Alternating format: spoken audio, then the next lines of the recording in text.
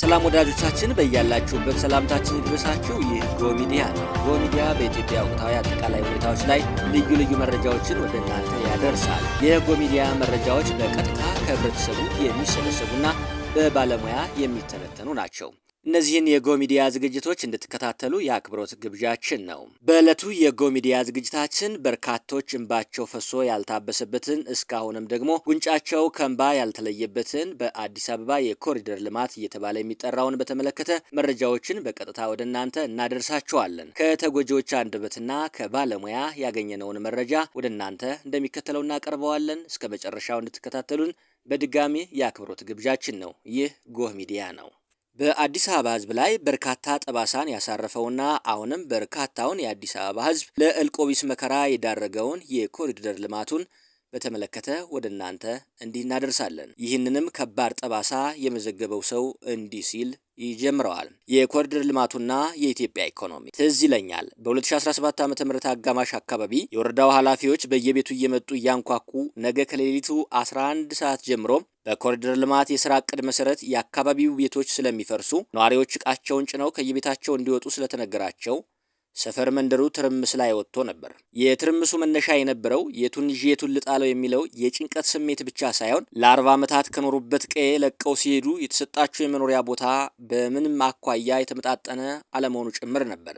እዚያው በአካባቢው ነዋሪ የሆኑ በሁኔታው መከሰት በስሜት የቆሰሉ ወዳጆቼ ሁለት የአንደኛ ደረጃ ተማሪዎች ወላጆች በመሆናቸው አንደኛዋ የ5ኛ ክፍል ተማሪ ልጃቸው በቅድሚያ የትምህርት ቤት ዕቃዎቿን ስታስተካክል ያስተዋለች በስልክ ሳዋያት የነበረችው እናቷ የልጇን ሁኔታ ተገንዝባ የውይይታችን አቅጣጫ ቀየረችና እኔ የምልህ የሚመሩን ሰዎች ግን አልተማሩም እንዴ ወደሚል ጥያቄ ቀለበሰችው። በውይይታችን መሃል እንዴት እንዲህ ልትይ ቻልሽ ብዬ ስጠይቃት አሁን እያወራሁህ እያለው ቤት ውስጥ የልጆችን ሁኔታ እያየሁ ስለሆነ ነው በማለት ጀመረችና አዳምጠኝማ አለችኝ። ትምህርት ቤት ከተከፈተ ገና ወር አልሞላውም። ገና እኮ መስከረም ወር አጋማሽ ላይ ነን። እስካሁን በቋሚነት ልጆቼ የሚሄዱበት የስፍራችን ትምህርት ቤት በምንሄደው አዲስ አካባቢ ቅርንጫፍ የለውም። በ4 ታክሲ እያመላለስን ማስተማሩ ደግሞ ከቶውንም አይታሰብም። ታዲያ ይህን ሁሉ ትርምስ ለምን ትምህርት ቤቶቹ ዝግ በነበሩበት ጊዜ ማለትም በሰኔና በሐምሌ ወራት ላይ ማድረግ አልቻሉም?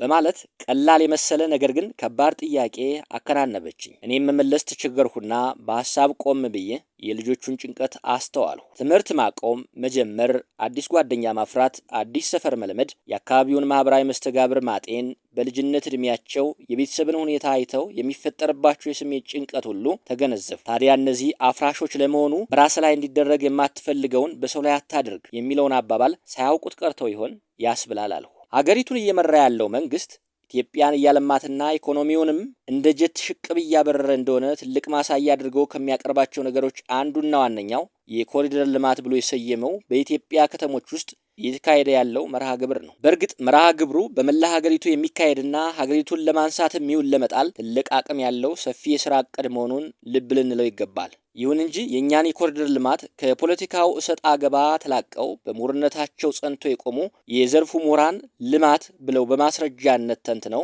ሲነግሩንና ሲያስረዱን አንሰማም አናይምም። በርካታ መደበኛ ዜጎች ግን መንግስት ለዚህ የስራ እቅድ የሰጠውን ስያሜ በመያዝ የኮሪደር ልማት እያሉ ሲጠሩት መስማት እንግዳ ነገር አይደለም። ለሰው ልጅ ተጠያቂ አእምሮ በተፈጥሮ የተቸረው ቢሆንም ለበርካታ ኢትዮጵያውያን ግን ልማት ምንድን ነው የሚል ጥያቄ ያጫረባቸው አይመስልም።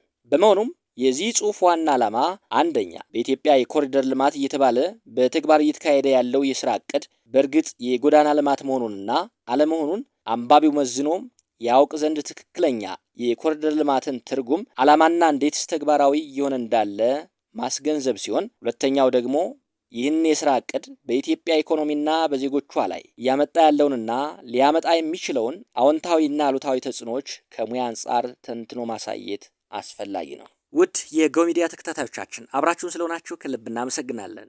ከጽንሰ ሐሳቡ ስንነሳ የመንገድ ዳር ልማት ወይንም በእንግሊዝኛው ኮሪደር ዴቨሎፕመንት በእኛ ሀገር እንደሰማነው አዲስ ነገር ሳይሆን በ20ኛው ክፍለ ዘመን በተለይም በ1990ዎቹ ዓመታት በአሜሪካውያን ምሁራን የተሰነደ ጽንሰ ሐሳብ እንደሆነ የተለያዩ ጥናቶች ይጠቁማሉ። ጽንሰ ሐሳቡም ለመንገድ ለመብራትና ለመሳሰሉት መሰረተ ልማቶች ቅድሚያ ሰጥቶ በመስራት በተወሰነ መልክዓ ምድር ወይም ክልል ውስጥ የሚገኙ የተለያዩ የኢኮኖሚ ተዋንያንን አስተባብሮ የክልል አስተዳደሮችን አቀናጅቶ የመገናኛ አውታሮችንና ሌሎችን ምቹ ሁኔታዎችን ፈጥሮ ንግድና መዋለ ንዋይ እንዲሳለጥ በማድረግ የአንድን ከተማም ይሁን የአንድን ሀገር ኢኮኖሚ ማሳደግና ለዜጎች የተሻለ የኑሮ ሁኔታ መፍጠር ነው። በሌላ አባባል በመንገድና በመብራት እጥረት ወይም ጨርሶ በማጣት ምክንያት የቆረቆዙ ከተሞችን ካለ እቅድ ተዘበራርቀው በመስፈራቸው ምክንያት መሰረተ ልማት በማጣትና ከከተማው እቅድ አልባነት አለመካለል የተነሳ ለተቸገሩ ነዋሪዎች አዳዲስ የባቡርና የመኪና መንገዶችን በመስራት የመብራትና መሰል አገልግሎቶችን በማሰራጨት የመገናኛ ተግዳሮት የፈጠሩትን ጠባብ መንገዶችን በማስፋፋት በቆሻሻ ምክንያት መዋለ ንዋይ ወደ ክልል እንዳይመጣ ደንቃራ የሆኑ መንገዶች ካሉ እነሱን በማስዋብ ጠቅላላ ንግድና መዋለ ንዋይን ማዳበር ብሎም ዜጎች ምቹና ጤናማ ሕይወት እንዲኖራቸው ማድረግ ነው። ከእነዚህ ሁኔታዎች እንደምንረዳው የመንገድ ዳር ልማት ዋናው ቁም ነገር የዜጎችን የኑሮ ሁኔታ ማሻሻል ነው እንጂ ከተማ ለማስዋብ እየተባለ የዜጎችን ሕይወት ሲኦል ማድረግ እንዳልሆነ ልብ ይሏል። አድማጮች ሆይ እስኪ ዓላማውን ዘርዘር አድርገን እንመልከተው። ከላይ በጥቂቱ ለመጠቆም እንደተሞከረው የመንገድ ዳር ልማት ዓላማ በከተማው እቅድ አልባነት ሳቢያ መሰረተ ልማት ያጡት ዜጎች የመሰረተ ልማት ተቋዳሾች እንዲሆኑ ማድረግ፣ ጤናማና ውጤታማ የሆነ የቦታ አጠቃቀም ማስፈን፣ የመገናኛ ፍላጎትን ከአካባቢው ወቅታዊ ሁኔታዎች ጋር ማጣጣም፣ የተለያዩ የኢኮኖሚ ተዋናያንን ማስተሳሰር፣ የተሻለ ሀገር አቀፍ አሊያም ዓለም አቀፍ ነፃና ጠንካራ የንግድና የመዋለ ንዋይ ትስስር እንዲኖር ማድረግ፣ አግባብ ያለው የምርትና አገልግሎት አቅርቦት በሰፊው መፍጠር ወይም ማጠናከርና የላቀ የምጣኔ ሀብት ወይም ኢኮኖሚ እድገት ማስመዝገብ ነው። አሁንም የመጨረሻው ግብ ለዜጎች የተሻለ የኑሮ ሁኔታ መፍጠር መሆኑ ለአንድ አፍታም እንኳ መዘንጋት የለበትም። እንግዲህ የመንገድ ዳር ልማት ጽንሰ ሀሳብና ዓላማ ይህ ከሆነ ጤናማ የጎዳና ልማት ተግባራዊነት ምን መምሰል እንዳለበት ደግሞ የምሁራንን ግንዛቤ በማጣቀስ እንመልከት። የጎዳና ልማት ገቢ ሊያስገኝ የሚችል ተግባር ቢሆንም እንኳ ግቡን የሚመታው ግን ተግባራዊነቱ በዜጎች ሕይወት ላይ ምስቅልቅሉ የወጣ የኑሮ ውጣ ውረድ እንዳያስከትል በአካባቢው ነዋሪዎች ትብብርና ፍትሐዊ በሆነ አሰራር ተፈጽሞ ዘላቂና ሁሉን አቀፍ ውጤት ሊያስገኝ በሚችልበት መንገድ ሲካሄድ ብቻ ነው። ለምሳሌ ያህል ገና ሲታቀድ አሳታፊ ሆኖ ማህበራዊ ፍትህ የሰፈነበት፣ ህዝብ ተመካክሮ ያመነበት፣ ከአሉታዊ የአካባቢ ተጽዕኖ ነፃ ሲሆንና በተራዘመ የጊዜ ሂደት የኢኮኖሚ ቀውስ በማያስከትልበት መንገድ ተግባራዊ ሲሆን ነው። ይህ ካልሆነ ግን ለአንድ አገር ኢኮኖሚ ብሎም ለዜጎች የተሻለ ህይወት ያመጣል የተባለው የጎዳና ልማት የሀገሩን ኢኮኖሚ እንጦሮጦስ የሚከት የዜጎችንም ህይወት ከድጡ ወደ ማጡ ሊያወርድ የሚችል ድርጊት ሆኗል። እንግዲህ በባለሙያዎች የሚነደፉ ጤናማና ውጤታማ የጎዳና ልማት ምን ማለት እንደሆነ፣ ለምን ዓላማ ተግባራዊ እንደሚሆንና ተግባራዊነቱም ምን እንደሚመስል ከላይ የተጠቀሱትን አንኳር ነጥቦች በአእምሯችን ሰንቀን የእኛን ሀገር ኮሪደር ልማት በኢኮኖሚያችን ላይ ያለውን አዎንታዊና አሉታዊ ተጽዕኖዎች ከሶስት አንኳር ጉዳዮች አኳያ ዝርዝር አድርገን እንደሚከተለው እንመልከት።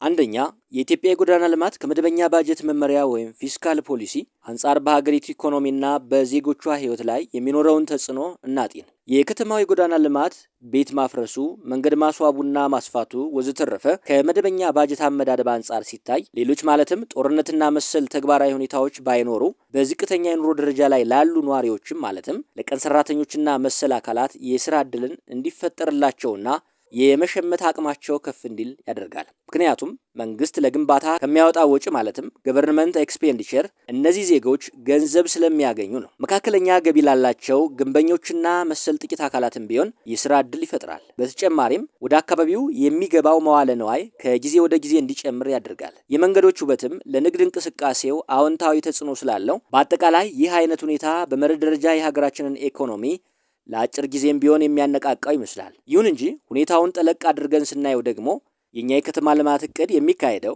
በእርስ በርስ ጦርነትና በከፍተኛ የውጭ ብድር ታጅሎ ስለሆነና የጀመረው የከተማ ልማት እንቅስቃሴ የሚያስከትለው የከተማ ነዋሪዎችን መፈናቀል፣ በእንግሊዝኛው አርባን ዲስፕሌስመንት፣ ሌሎች ከሁኔታው ጋር የተያያዙ ቀውሶች ስላሉ ኢኮኖሚውን ወደፊት የሚያራምደው አይሆንም። ምክንያቱም የከተማው መፈናቀል አምራች በእንግሊዝኛው ፕሮዲውሰርስ የምንላቸውን ዜጎችን ወደ ሸማችነት አሁንም በእንግሊዝኛው ኮንሱመርስ ማለት ነው ስለሚቀይራቸውና እነዚያ ዝቅተኛ ገቢ የነበራቸው አካላት ደግሞ ከመንግስት ድጎማ ገቨርንመንት ኤክስፔንዲቸር ገንዘብ በማግኘታቸው ገበያ ላይ ያለውን ትንሽ ለሽያጭ የቀረበ ምርት በእንግሊዝኛው ሰፕላይ መሸመት ላይ ስለሚሰማሩ ሁኔታው ከፍተኛ የሆነ የዋጋ ንረት ሃይ ኢንፍሌሽን ወይንም ሃይፐር ኢንፍሌሽንን ያስከትላል። ይህም ለአንድ ሀገር ኢኮኖሚ ወሳኝ የሆኑ ቁጠባና የመዋለ ንዋይ እድገት እንዲዳከሙ ያደርጋል። በግንባታ ዘርፍ አሁን ስራ የተፈጠረላቸው አካላትም የሚያገኙት ገቢ ከእጅ ወደ አፍ ብቻ ስለሚሆን የዋጋ ንረትን ከመጨመር ባሻገር የኢትዮጵያን ኢኮኖሚ የማሳደግ ብቃት አይኖረውም። ነገሩን ይበልጥ አስጨናቂ የሚያደርገው ደግሞ ዓለም አቀፍ የሆኑ የገንዘብ አበዳሪ ተቋማት መደበኛ መተዳደሪያ ደንባቸው የተበዳሪ ሀገራትን ኢኮኖሚ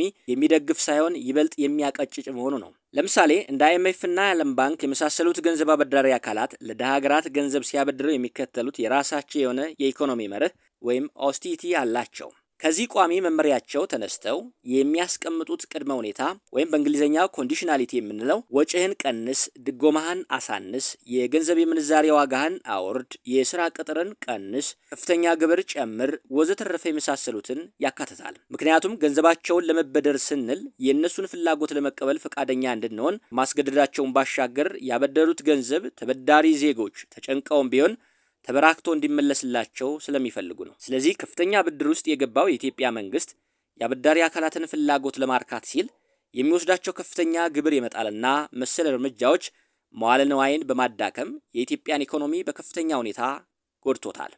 የኮሪደር ልማቱ የሀገር ውስጥ ጉብኝትን ስሜት ስለሚያነሳሳ ኢኮኖሚውን ያሳድጋል እንዳይባል መቼም ለተራበ ዜጋ የጎዳና ላይ ሳር፣ የመንገድ ዳር ዘንባባ፣ ዛፍ ላይ የተቀመጠ ደብዘዝ ያለ መብራት፣ የተብለጨለጨ አስፋልትና መሰል ነገሮች ሁሉም ትርጉም እንደማይኖራቸው በእንግሊዝኛው አጠራር ሃይራርኪ ኦፍ ኒድስ የሚለው የአብርሃም ማስሎውን የፍላጎት ተዋረድ ትንተና መረዳት ይበጃል።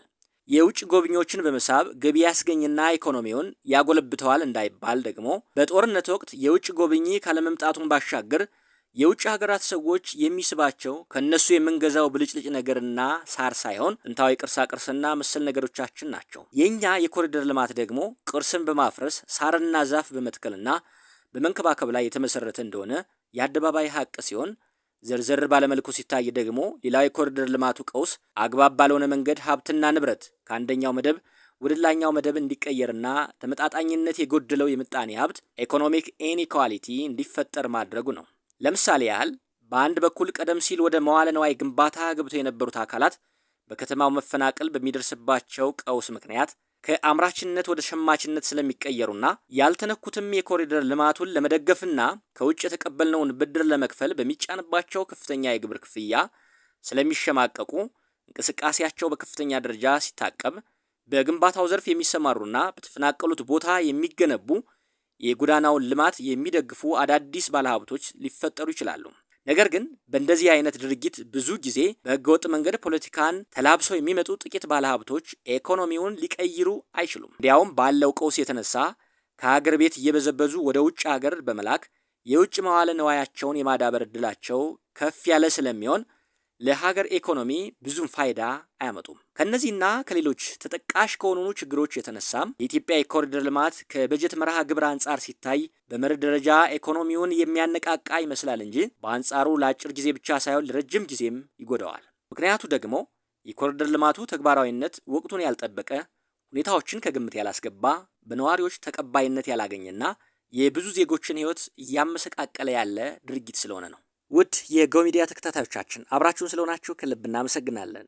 ሁለተኛ፣ ኮሪደር ልማቱን ለማስቀደም ሲባል ከተተው ሌሎች የስራ ዕቅድ ዘርፎች ጠቀሜታ ወይም በእንግሊዝኛ ኦፖርቹኒቲ ኮስት አንጻር በኢኮኖሚያችንና በዜጎች ላይ ያለውን ተጽዕኖ እንመለከታለን። በአሁኑ ጊዜ ትኩረት የሚሹና ኢኮኖሚውን ለማሳደግ ቅድሚያ ሊሰጣቸው እንደሚገባ የሚታመንባቸው በርካታ የሰላም፣ የትምህርት፣ የጤና፣ የግብርናና መሰል ዘርፎች ትኩረት የሚሰጣቸው በመጥፋቱ ዜጎች በየቦታው በአስጨናቂ ሁኔታ ላይ ይገኛሉ። በመሆኑም አይደለም የከተማ መስተዳድር አካላት፣ የዩኒቨርሲቲ አስተዳደር አካላት ሳይቀሩ እንኳን የሚበላ የእህል እጥረት ጎልቶ በሚታይበት ጊዜ ሳር እንዲሁም ፍራፍሬ በሌለበት ሀገር ዘንባባና ጥድ እየተከሉ ዜጎች በቂ የመጠጥ ውሃ ሳይኖራቸው ከዚሁ ቀንሰው ለሳር ለቅጠሉ አብዝተው እየተጠቀሙ ሌሎችን በጣም አንገብጋቢ ነገሮችን ረስተው ሌት ከቀን ሳር ቅጠል ላይ መዋለ ንዋይ ለማፍሰስ ሲባዝኑ ስናይ የማሰብ አቅማችንን የነሳን የሆነ ነገርማ አለ ያስብላል። ሌላውን ብዙ ነገር ትተን የትምህርቱን ጉዳይ ብቻ እንኳን ብናነሳ አንድን ሀገር ለማውደም ከፈለግህ መጀመሪያ የትምህርት ስርዓቱን አውድም፣ ከዚያ ሁሉ ነገር ተያይዞ ይወድማል እንደተባለው ትምህርቱን ችላ ብሎ መንገድ ማስፋፋትና ማስዋብ ላይ ሀብት ማፍሰስ በሀገራችን ኢኮኖሚ ላይ ብቻ ሳይሆን በሀገሪቱ ሁለንተናዊ ሁኔታ ላይ የሚያስከትለው ጉዳት ላቅ ያለ ነው። ለምሳሌ ያህል በዚህ ወቅት ከአንደኛ ደረጃ እስከ ዩኒቨርሲቲ ያሉ መምህራን አይደለም ደሞዛቸውን አጠራቅመው ቤት መስራት፣ የዕለት ጉርሳቸውንና ልብሳቸውን እንኳን መግዛት ስላልቻሉ ማስተማራቸውን ወደ ጎን እያደረጉ ሌላ ስራ ፍለጋ ሲንከራተቱ ማየት የተለመደ ክስተት ሆኗል። እንደዚህ አይነት መሰረታዊና አንገብጋቢ ችግሮች ወደ ጎን ተብለው ነው ከፍተኛ ወጪ ተመድቦና በርካታ ጉልበት ተሰማርቶ በከፍተኛ ደረጃ አምራች የሆኑ ዜጎች የመኖሪያና የንግድ ቤታቸው እየፈራረሱ የኮሪደር ልማት የተባለው የስራ እቅድ የሚካሄደው። ለዚህም ነው ከተሰጠው ትኩረትና ከሚበላው ሀብት አንጻር ሲታይ ደግሞ ሌሎቹን የስራ እቅዶች ማስረሳት ብቻ ሳይሆን ለነሱ ከተመደበው በጀት ቅነሳ ስለሚኖር የነበሩትንም ቢሆን ወደ ማውደም በእንግሊዝኛው ፕሮጀክት ካኒባላይዜሽን የምንለው ከፍ እንደሚል ይገመታል። ይህ ጠቅለል ባለመልኩ ሲታይ መሪዎቻችን እንደሚሉት የጎዳና ልማቱ ኢኮኖሚያችንን እያሳደገው ሳይሆን እያመነመነው ስለሆነ ቆም ብሎ ማሰቡ ለሁላችንም መልካም ይሆናል። ሶስተኛ የኮሪደር ልማቱ ከሚያስከትለው ጥቅምና ጉዳት ትንተና በእንግሊዝኛው ኮስት ቤነፊት አናሊሲስ አንጻር በሀገራችን ኢኮኖሚ ላይ የሚኖረውን ተጽዕኖ ደግሞ እንደሚከተለው እንየው። አንድ የልማት እቅድ ሲታሰብ ተግባራዊ ከመሆኑ በፊት የተጣራ ወቅታዊ የዋጋ ስሌት በእንግሊዝኛው ኔት ፕሬዘንት ቫሊዩ ኤንቪፒ ተሰርቶ ውጤቱ አዎንታዊ ከሆነና እቅዱ የሚያስከትለው ቀውስና ሊያመጣ የሚችለው አዎንታዊ ትንተና በእንግሊዝኛው ኮስት ቤነፊት አናሊሲስ ተነድፎ የሚያዋጣ ሆኖ ከተገኘ እንጂ በእኛ ሀገር እንደሚታየውና ክቡር ጠቅላይ ሚኒስትራችን ደጋግመው እንደሚሉት አሁን በህይወት ያሉ ዜጎች ተጎድተው የወደፊቱ ትውልድ ኑሮ ሊሻሻል የሚችል ከሆነ ይሁን ተብሎ በተግባር የሚውል የልማት እቅድ ወሳኝና ስልታዊ ጠቀሜታ አላቸው ተብሎ ከሚታመንባቸው ጥቂት ነገሮች በስተቀር በየትኛውም ዓለም የተለመደ አይደለም። ምክንያቱም ማንኛውም ጤናማ የስራ እቅድም ይሁን ጠቅላላ የልማት ሂደት ሲታሰብ ዘላቂ በእንግሊዝኛው ሰስተኔብል የምንለው መሆን እንዳለበት ብዙ የዘርፉ ምሁራን ይስማሙበታል። ይህ ማለት ደግሞ አሁን ያለውን ትውልድ እየጎዱ የወደፊቱን ትውልድ ፍላጎት ማርካት ሳይሆን የወደፊቱ ትውልድ የራሱን ፍላጎት ለማርካት የሚኖረውን አቅም ሳይጎዱ የአሁኑን ትውልድ ፍላጎት ማርካት ማለት ነው። ይህም ሲባል በእቅዱ የተነደፈው የስራ ትኩረት የአሁኑን ትውልድ ፍላጎት ማርካት ሆኖ አካሄዱ ግን የወደፊቱ ትውልድ የራሱን ፍላጎት ለማርካት የሚያስችለውን አቅም በማመናመን ወይም እኔ ከሞትኩ ሰርዶ አይብቀል የሚል አይነት አካሄድ መኖር የለበትም ማለት ነው። የኢትዮጵያ የኮሪደር ልማት እቅድ ሲታይ ግን ብዙ ዜጎችን በከተማ ውስጥ በማፈናቀል ቤት አልባ እያደረገ በርካታ የልማት ተቋማትን እያወደመ አሁን ያሉትን አምራች ዜጎች በአንድ ቀን ሌሊት ወደ ጎዳና ተዳዳሪነት እየቀየረ ያለ በመሆኑ ሊካሄድ የማይገባው ግን ደግሞ በማን አለብኝነት ተግባራዊ እየሆነ ያለ የስራ እቅድ በመሆኑ ኢኮኖሚያችንን አሁን ካለበት ደረጃ ወደ ታች የሚያወርድ ሆኖ ይታያል።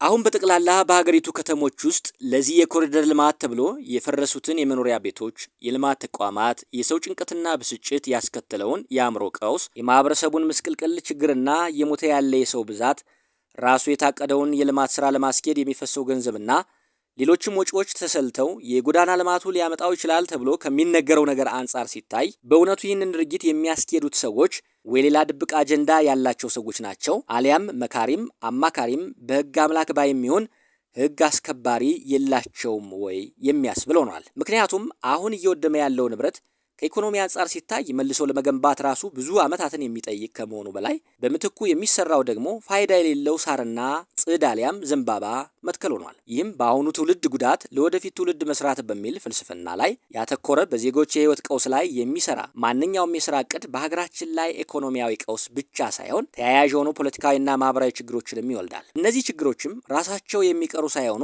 ዞረው ኢኮኖሚውንም ድጋሚ ክፉኛ ይጎዱታል። እንደዚህ አይነት የከተማ ልማት እቅድ ከሚያመጣቸው ተጽዕኖ ብዙ ጊዜ ተደጋግሞ የሚታየውና የተለመደው ከላይም በጥቂቱ እንዳየነው የከተማ ነዋሪዎች መፈናቀል በእንግሊዝኛው አርባን ዲስፕሌስመንት ነው። ይህ የከተማ ነዋሪዎች መፈናቀል ደግሞ ሌሎችን አላስፈላጊ ውጤቶችን በማስከተል በአሁኑም ይሁን በወደፊቱ የሀገሪቱ የምጣኔ ሀብት እንቅስቃሴ ላይ ትልቅ የሆነ ቀውስን ያስከትላል። ለዚህ ጥሩ ማሳያ የምትሆን ዚምባብዌ ናት። ዚምባብዌ እንደ ፈረንጆቹ አቆጣጠር በ2005 ህገወጥ ሰፋሪዎችንና የመንገድ ላይ ንግድ ለማስቀረት አስባ የማጽዳት እንቅስቃሴ በእንግሊዝኛው ኦፕሬሽን ክሊንአፕ ብላ ባካሄደችው ዘመቻ ዜጎችን ልክ አሁን በእኛ ሀገር የኮሪደር ልማቱ እያደረሰ ያለውን አይነት የከተማ መፈናቀል ገጥሟታል። ይህንንም ተከትሎ የአምራቾቹ ዜጎች ምርታማነት ቀንሷል። ሚሊዮኖች ተፈናቅለው ከአምራችነት ወደ ሸማችነት፣ ከአከራይነት ወደ ተከራይነት ተቀይረው ኢኮኖሚው በከፍተኛ ሁኔታ እንዲመታ ተደርጓል። ሌላው የኮሪደር ልማቱ እያስከተለ ያለው ቀውስ ከሌሎች ሀገር አቀፋዊና ዓለም አቀፋዊ ሁኔታዎች በእንግሊዝኛው ፋክተርስ ከምንላቸው ጋር ተዳምሮ የሚያመጣው የኑሮ ውድነት ነው። በጎዳና ልማቱ የስራ እቅድ ምክንያት ከላይ እንደተባለው ብዙዎች ከአከራይነት ወደ ተከራይነት፣ ከአምራችነት ወደ ሸማችነት እንዲሁም ከባለቤትነት ወደ ጎዳና ተዳዳሪነት ተቀይረዋል፣ እየተቀየሩም ነው። ይህም የኑሮ ውድነትን በከፍተኛ ሁኔታ ጨምረዋል። ይህ የሁኔታዎች መመሰቃቀል በቀጥታ በፕሮጀክቱ ሰለባዎች ላይ ብቻ ተወስኖ የሚቀር ሳይሆን ወደ ሌሎቹ ዜጎችም ይዛመታል። አምራቾቹ ሲጎዱ ከግብርና ከግብር ክፍያ ውጪ ያላቸው ገቢ በእንግሊዝኛው ዲስፖሴብል ኢንካም ስለሚቀንስ ቁጠባንና ትልልቅ የመዋለ ንዋይ እድገትን ያዳክማል። ስለዚህም የወደፊቱ ኢኮኖሚያዊ እድገት ይዳከማል። የመንግስት ተቀጣሪዎችም የሚከፈላቸው ክፍያ ካለማርካቱ በላይ በሀቅ ለመኖር ስለማያስችላቸው ያሉበትን ኃላፊነት እንደ ምቹ ሁኔታ እየተጠቀሙ ወደ ዘረፋ አሊያም ህገወጥ ኢኮኖሚያዊ እንቅስቃሴ ውስጥ በመግባት ተጨማሪ ቀውስ ሊፈጥሩ ይችላሉ። ውድ የጎ ሚዲያ ተከታታዮቻችን አብራችሁን ስለሆናችሁ ከልብ እናመሰግናለን። በአጠቃላይ ከላይ ካየናቸው ነጥቦች አኳያ ሲታይ የኢትዮጵያ መንግስት የኮሪደር ልማት ብሎ የሰየመውን የቤት ማፍረስና ቀሪዎቹን ቀለም የመቀባት የመንገድ እድሳትና የሳር ቅጠል ተከላ የስራ ዕቅድ ፖለቲከኞቹ እንደሚለፍፉለት የኢትዮጵያን ኢኮኖሚ እያሳደገው ሳይሆን በተቃራኒው እንደ ግመል ሽንት ወደ ኋላ እያስኬደው ለመሆኑ የዜጎቹ የኑሮ ሁኔታ በቂ ምስክር ነው። የኢትዮጵያ መንግስት መካሪዎቹን ሁሉ ጆሮ ዳባ ልበስ በማለት እንደ ሰላምና ትምህርት አይነት ጠቃሚና አስፈላጊ ጉዳዮችን ችላ ብሎ በስሜት እየጋለበ በኮሪደር ልማት ሰበብ በእነኚህ የሳር ቅጠል የቀለም መቀባትና የመንገድ ዳር መብራት የመዘርጋት ተግባር ላይ ሀብት ማባከኑን የሚቀጥል ከሆነ አሁን በጦርነት ውስጥ እየተንገዳገደ ያለው ኢኮኖሚያችን ከማሽቆልቆል ማለትም በእንግሊዝኛው ኢኮኖሚክ ሪሴሽን ከምንለው ወደ ኢኮኖሚያዊ ውድቀት ኢኮኖሚክ ኮላፕስ ወደሚባለው ደረጃ እንዲወርድ ያደርገዋል። ምክንያቱም ሁኔታዎችን ሳያገናዝብ በዘፈቀድና በድብቅ ፍላጎት ተግባራዊ የሚሆን የልማት እቅድ መጨረሻው ውድቀት ስለሚሆን ነው። ወዳጆቻችን ስለተከታተላችሁን ከልብ እናመሰግናለን። የዛሬው የጎ ሚዲያ ዝግጅት የተከታተላችሁትን ይመስል ነበር። ስለሚሰጡን ሀሳብ አስተያየትም ምስጋናችን ወዲሁ ላቅ ያለ ነው። ጎ ሚዲያ በተለያዩ ወቅታዊ ሀገራዊ፣ ፖለቲካዊና ልዩ ልዩ ጉዳዮች ባለሙያዎች በታገዘ መልኩ ከህዝቡ የሚደርሱትን አስተያየቶች ወደ እናንተ አቅርቧል።